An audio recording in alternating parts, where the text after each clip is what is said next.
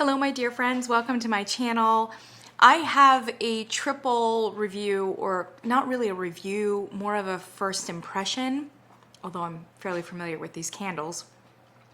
These candles are from Voluspa, which is a California company. It's on the beach. I can't remember what beach it is, but it's like right in front of Los Angeles.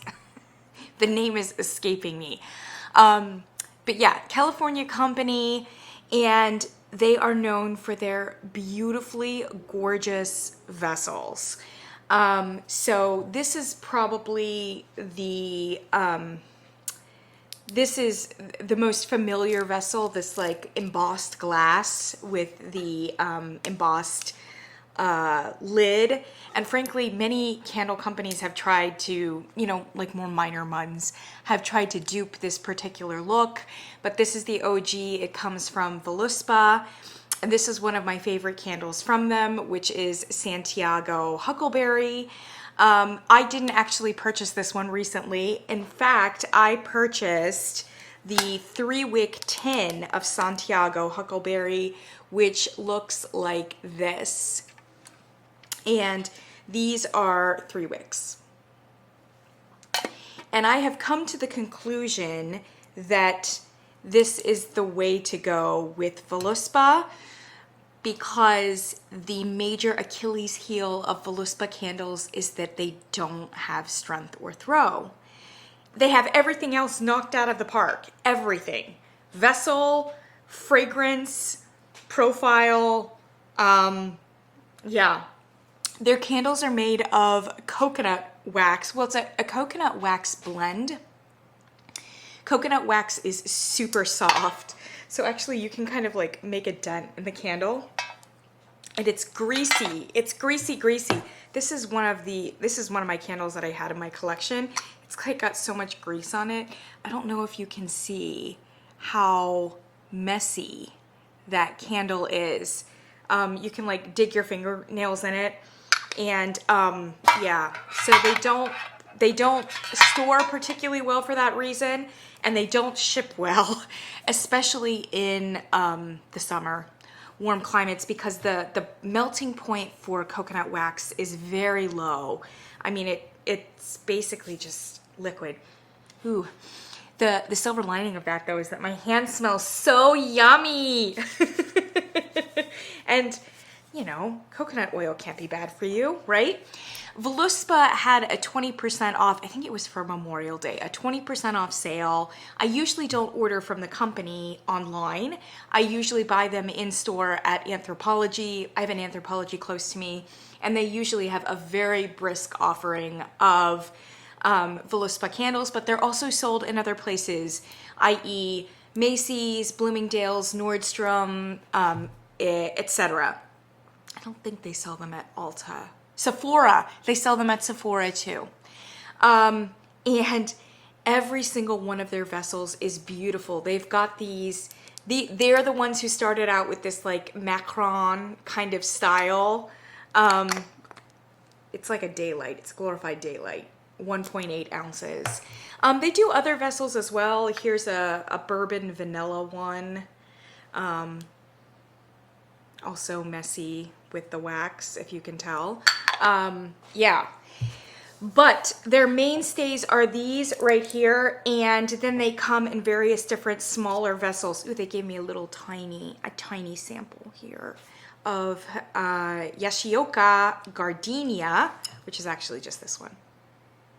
I can't get the lid off right now because not only are my hands greasy, but when these, especially these tins, come to you, they're like vacuum sealed on. It took me like 10 minutes to get this lid off, and now I'm afraid to put it back on, although it does like go on better. It's more loose now. I can't say that they're maybe the best designed for that reason. These are much easier. They've got the, they've got like a rubber lip around them that make it easy to take off. So yeah, but I think the diameter of these and the 3 wicks is going to help a lot with strength and throw, although I've not actually burned one of these, and I have burned the others. They're really not good for strength and throw. But I'm hoping that these, and oh gosh, see, this is what happens. And now I've got like coconut wax all over me. They're messy candles. And my hands are so slippery now that I'm just gonna drop everything. Gosh,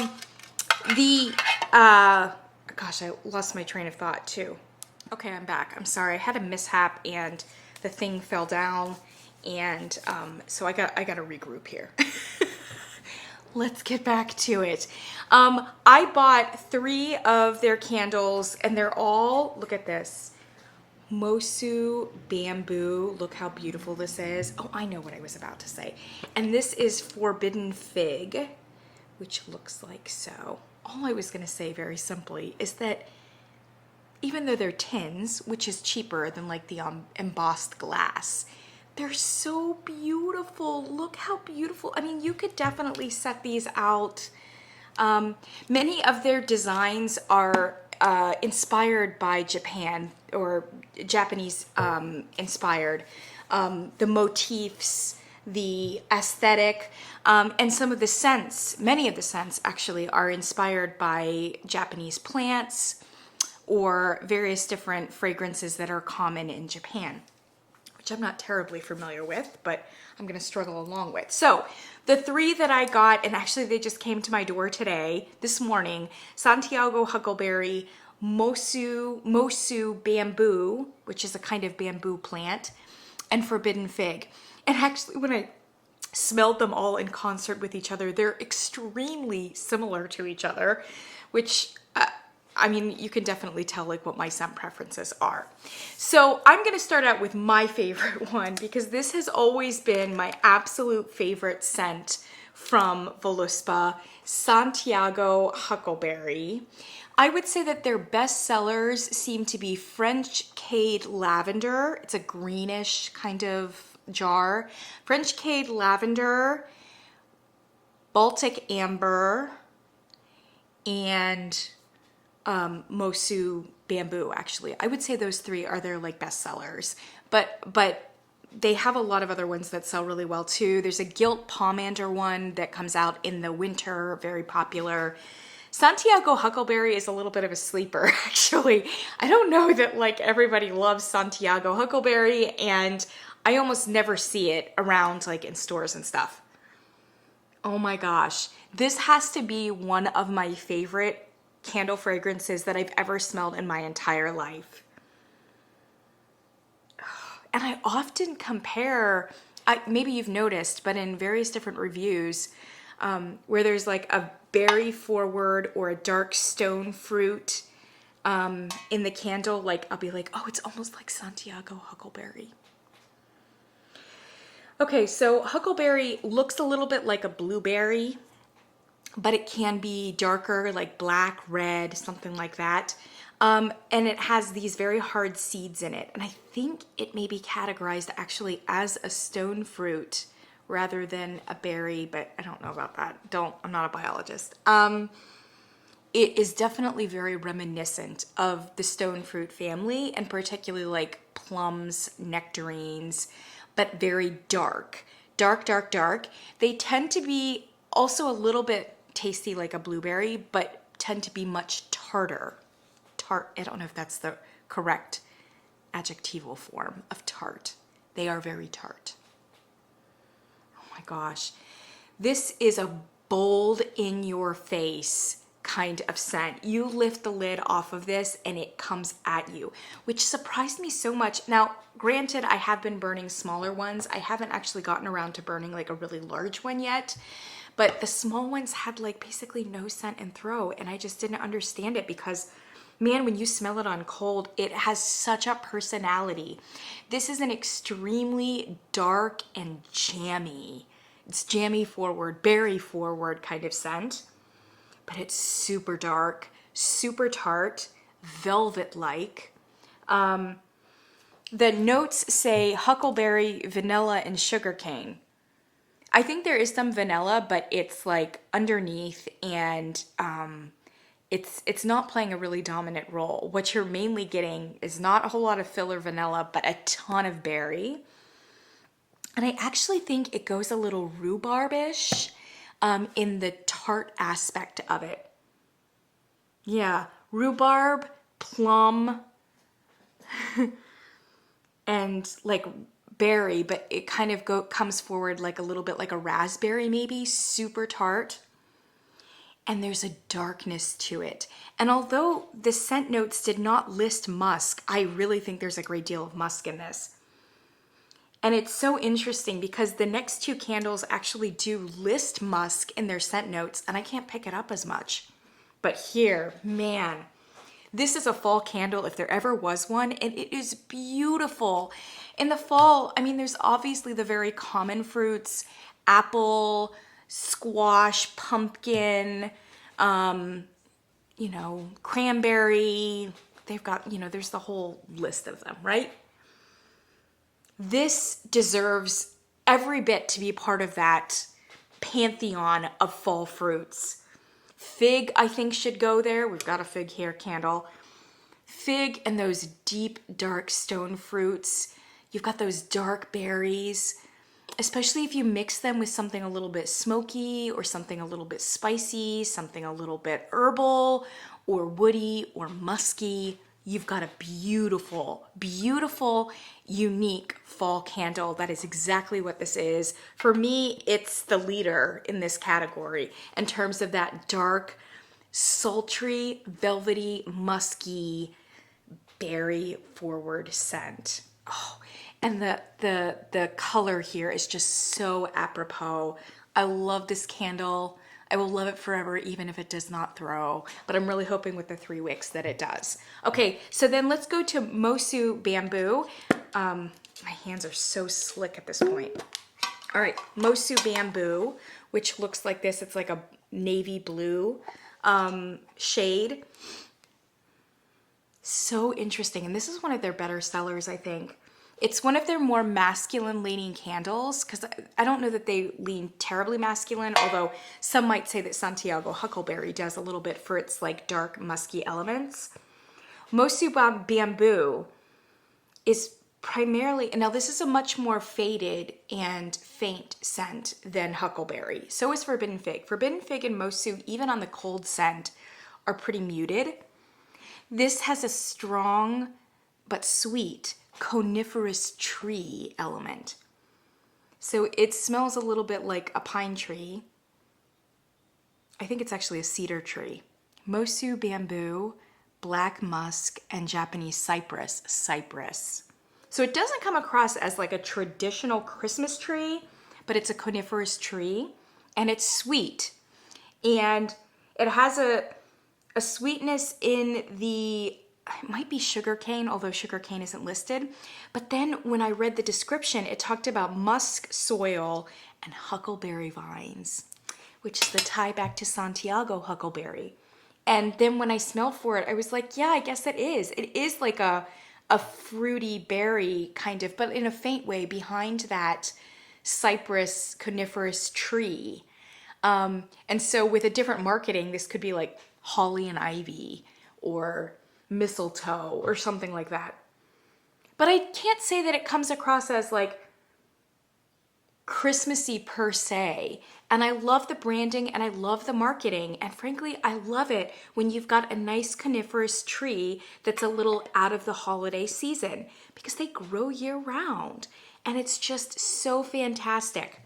It is a little bit faint, but it's one of those like beautiful, gentle, a little bit austere and very natural kind of smelling foresty that I like.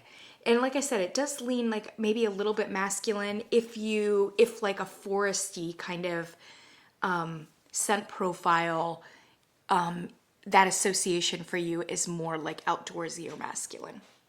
It does say musk, but I'm not getting a whole lot of musk from it. Okay, and then the last one here is Forbidden Fig. And you know I love a fig candle. Man, fig candles are my jam. No pun intended.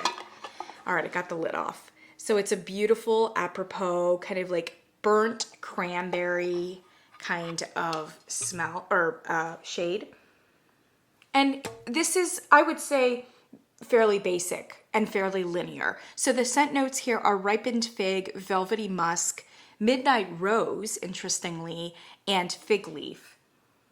This is a fresh and authentic, a lot of vine. It's very vine forward, and it does have like that meat or that fig fruit behind it, which just goes very fig.